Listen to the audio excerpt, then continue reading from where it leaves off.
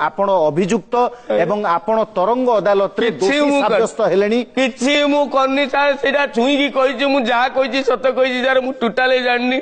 bill काम करवा टोका मो बाप मत कही गोटे बिजनेस कर लेडीज कर्नर पचे कर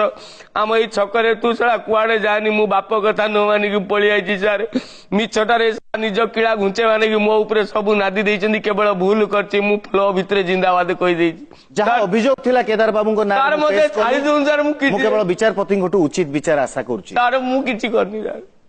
केदारनाथ बारिक सार मु सार कदू सार सार सुन सार मते ना सार मु पदुटे को सार मते बहुत उस्केले बोली सार मु इमिति कर देई सार जहा भी कर देई सार मो गाँव रो सरपंच आवास 10,000 टंका देले नौची दौची लोक मु ताकू प्रतिवाद करि पारनी मु देशर राज्यर सरकार कोन बदलेबी सार